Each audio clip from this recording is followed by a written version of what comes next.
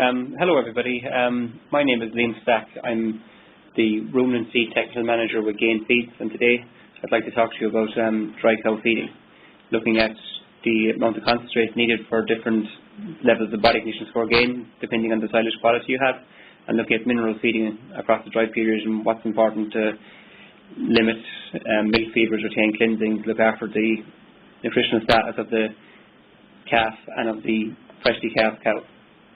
So when we're looking at dry cow feeding, I suppose the dry cow has the same requirements for energy and protein as a milking cow, in that she has a maintenance requirement to look after herself, which is between 5 and 6 UFL depending on the body weight of the cow, and she also has an energy requirement of 200 UFL or UFLs to grow the calf through to 45 kilos. The vast majority of this extra energy is required in the 7th, 8th and 9th month. So from month 9 on, you would be adding 1 UFL to the maintenance requirements of the cow. Month 8, you'd be adding 2 UFLs onto the maintenance requirements of the cow. And month 9, you'd be adding 2.5 UFLs onto the maintenance requirements of the cow. So from month 7 to month 9, the dry cow has an energy requirement of between 7 and 8 UFLs on a daily basis. Protein requirements of the dry cow, again, she has a maintenance requirement, which is 400 grams of PDI daily. And again, that goes up to 450 grams of PDI in month 7 and right up to 650 grams of PDI in month 9 at the point of calving. So if you're setting up dry cow diets, you're looking to have a crude protein content of anywhere from 12 to 14% depending on the cow. Dry cow body condition score targets. So at drying off, you want your cow to dry off in a condition score of 3, and you want her to calve down in a condition score of roughly 3.25 for a herd average, or between 3 and 3.5 for individual cows. If you're looking at putting weight onto dry cows, the most efficient time to put weight onto dry cows is when they're still milking. A typical dry period lasts between 8 and 10 weeks, depending on the condition score of drying off. If they're in the correct condition score of drying off, condition score of 3, 8 weeks of a dry period will suffice. If they're 10 at drying off, at a condition score of less than 2 and 3 quarters, they're looking at between a 10 and 12 week dry period. And during a standard 8-week dry period, in the first and last week of the dry period, a cow will not gain any weight. So she's got 6 weeks where she can gain some weight. And during that 6 weeks, the cow partitions 60% of the weight gain towards the calf and only 40% of the weight gain towards herself. So typical kilo of live weight gain across a dry period means the calf is going to go 600 grams a day and the cow is going to go 400 grams a day, meaning over an 8-week period that your cow is going to grow by roughly 24 kilos or a half a condition score. So if your condition score target of calving down is 3.25 for a herd average, your herd needs to be dried off in an average condition score of 2.75.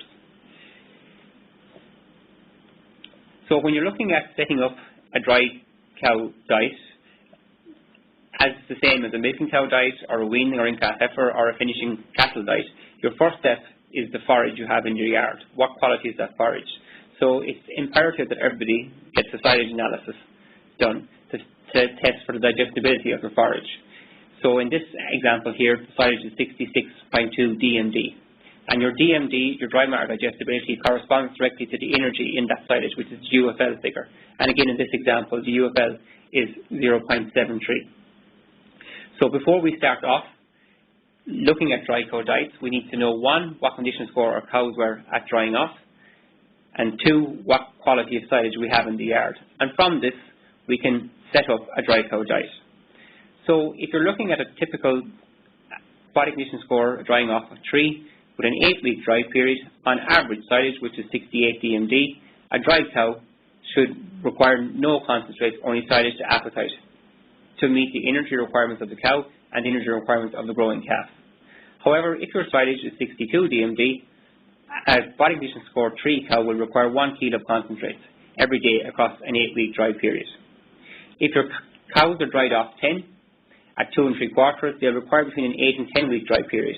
And again, if they're on average silage of 68 DMD, these cows will require 1 kilo of concentrate on a day-by-day basis.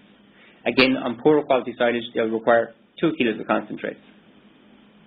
And cows that are dried off very thin, in condition score of 2.5, will need a 12-week dry period and on average quality silage will need 2 kilos of concentrate across that 12-week period.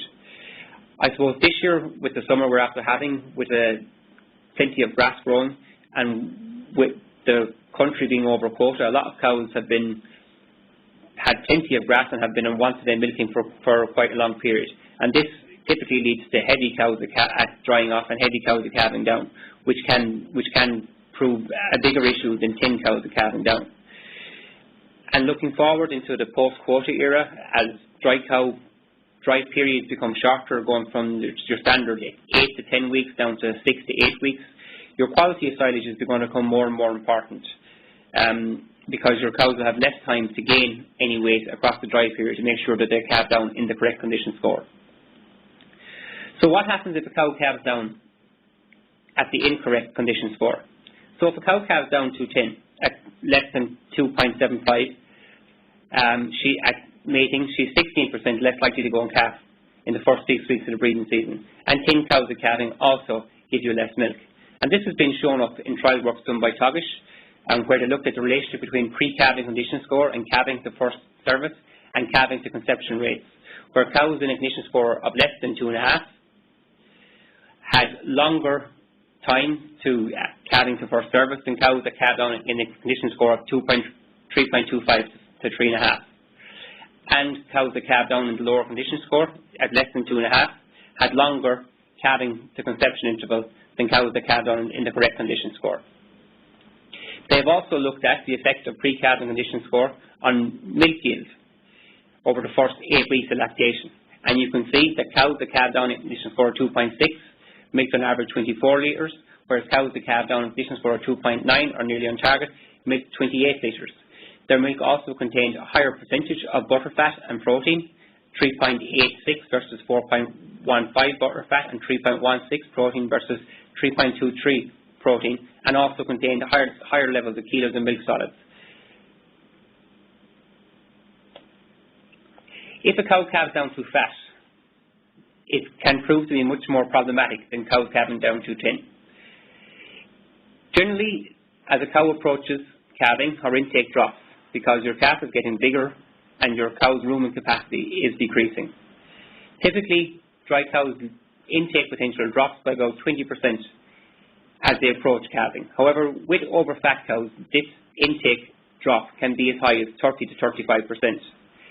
This means that a cow calves down at a lower intake level and she takes longer to reach her peak intake post-calving. This leads to increased levels of negative energy balance pre-calving and negative energy balance post-calving. Negative energy balance pre-calving is associated with slow and difficult calvings.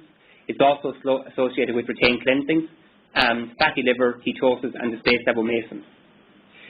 Your increased drop in intake pre-calving means your gap between energy in and energy out in milk post-calving is increased, and you're going to suffer from greater body condition score loss post-calving, lower levels of milk protein, and poorer fertility performance.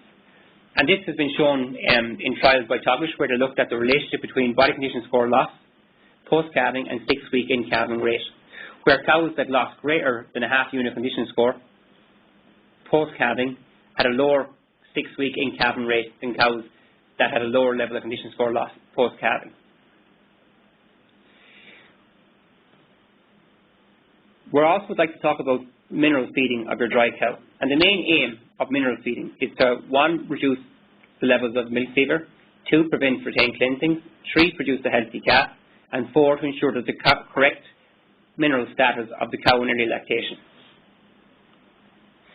With milk fever, if your herd is showing 5% signs of clinical milk fever, your herd is probably suffering from 33% subclinical milk fever. And when assessing your herd's potential for milk fever, the first thing to consider is body condition score. And as we said previously, fat cows are 4 times more likely to suffer from milk fever than thin cows. So having the correct condition score of your cow at calving down is vital to prevent milk fever. Also, you need to look at your age profile of your herd. With cows over 3 lactations, more likely to suffer from milk fever. When you're looking at minerals and their importance for milk fever, the first mineral we need to look at is calcium. And milk fever can happen to cows at any stage of their lactation. It's a simple shortage of calcium. The reason that it happens in the dry period is because grass and grass silage typically oversupply the dry cow with calcium on a day-by-day basis. Because of this, the cow deposits that calcium onto her bone and stores it for use later. In the dry period, the cow has a requirement of between 25 and 50 grams of calcium, according to Tugish, or 30 grams of calcium according to UCD. Your average grass silage is supplying roughly 55 to 66 grams of calcium, with your average grass supplying 65 to 78 grams of calcium. The excess calcium that the cow does not require is being deposited onto the bone. And at the point of calving, when the cow starts to let down milk, her requirement goes from that 50 grams to 120 grams over the space of a week to 10 days. This requires a hormonal change for the cow to draw the calcium from her bone and to have it available to put into milk.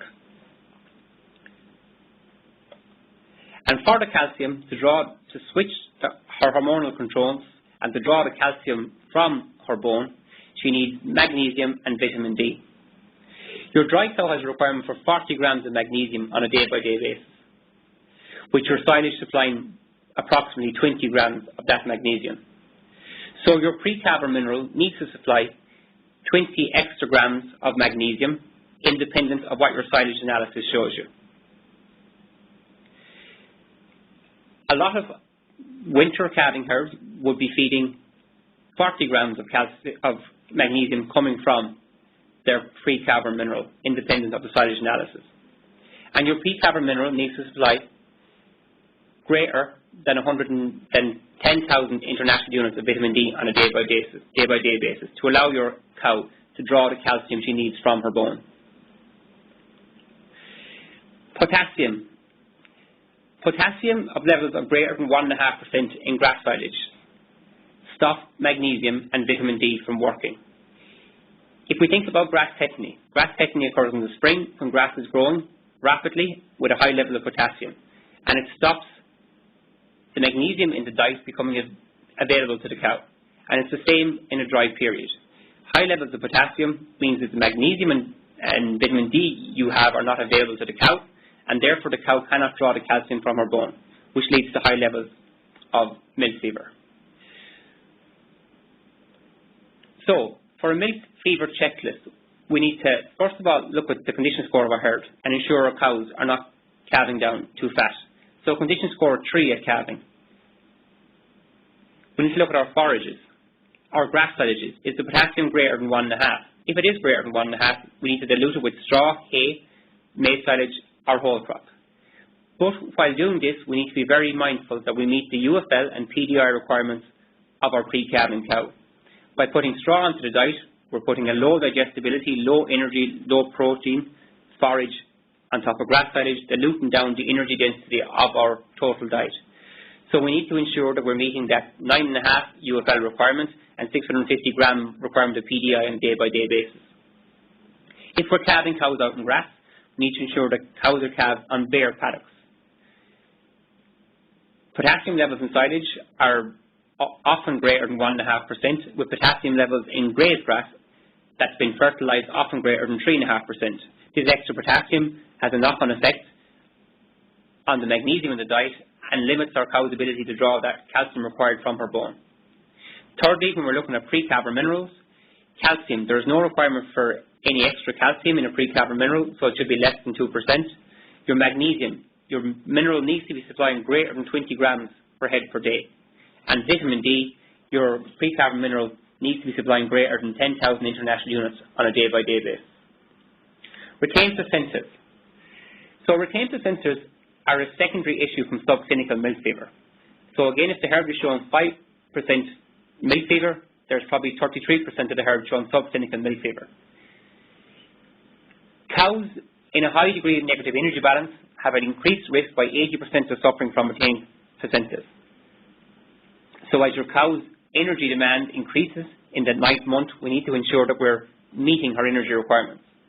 We need to look at the calcium status. And we control our calcium status in the exact same way as we control our calcium status for milk fever. So keep an eye on calcium coming from your pre-calving mineral. magnesium, vitamin D levels, and the potassium level in your grass silage. Selenium has a big impact on retained placenta levels.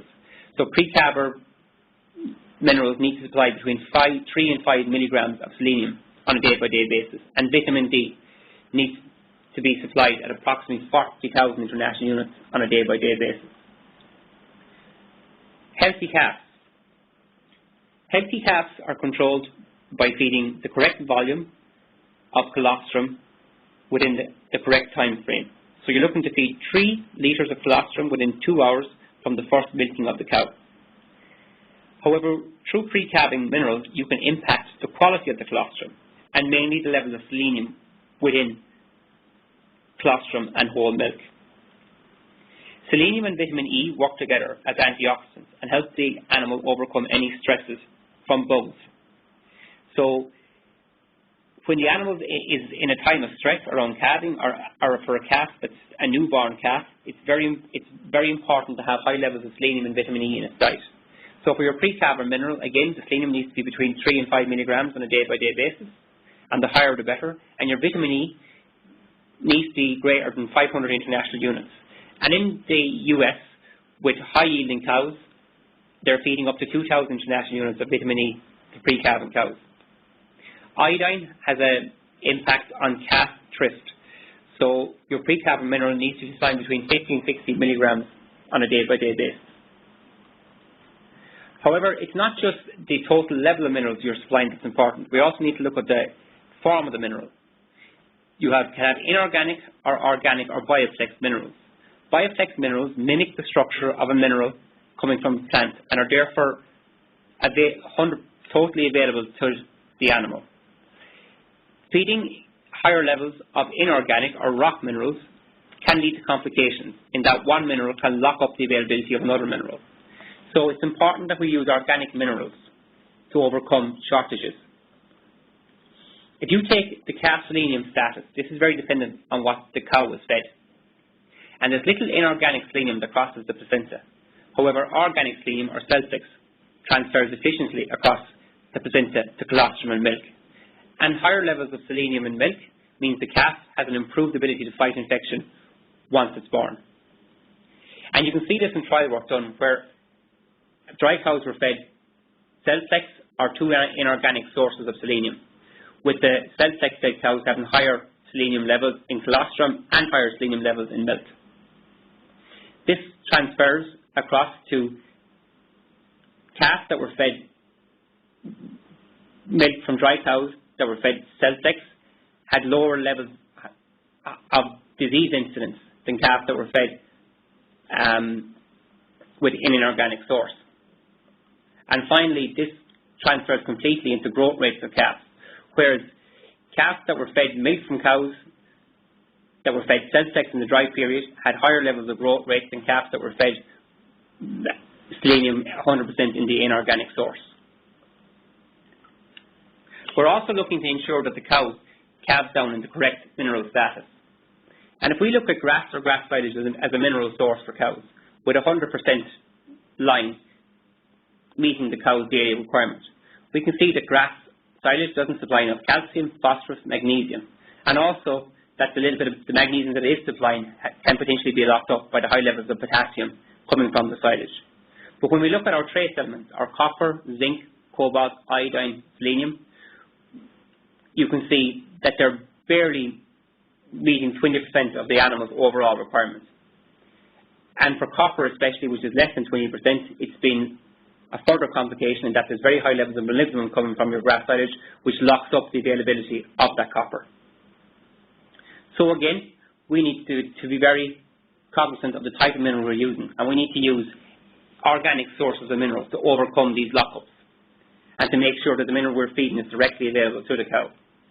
If you take Celflex, it's 90% absorbed, whereas sodium selenite is 85% excreted, meaning that Celflex is 4 times more available than inorganic selenium.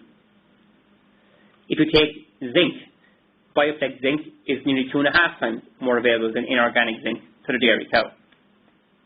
And within game feeds, we use bioflex copper, zinc, and manganese to help improve hoof and other health, performance, and fertility. And we use Cell-Sex in conjunction with high levels of vitamin E to help to boost the cows and calves' immunity and to improve retained afterbirth, somatic cell count, mastitis and fertility. Three major issues that occur on dairy farms are fertility performance, mastitis and lameness.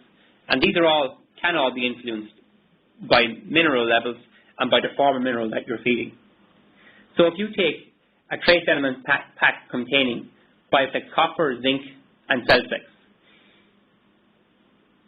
you see better overall fertility performance in less days postpartum to ovulation, a higher conception rate and lower levels of days to first service when Bioflex minerals are used. If you look at the relation between Bioflex zinc and cell count, you can see the animals fed to Bioflex zinc have lower levels of cell count than the control group across 4 different trials, ranging from 18% lower cell count to 46% lower cell count. And you can see that Bioflex zinc has a big impact on hoof hardness and a direct impact on lameness. Where a control group were fed Bioflex zinc, initially there was a higher level of lameness in the Bioflex zinc fed animals, but after 30 days on Bioflex zinc, the animals fed the Bioflex zinc had a lower level of lameness than the control group. I would like to thank you for your attention today. I hope you found some useful information in the presentation. And for further webinars like this, keep your eye on gainfeeds.com.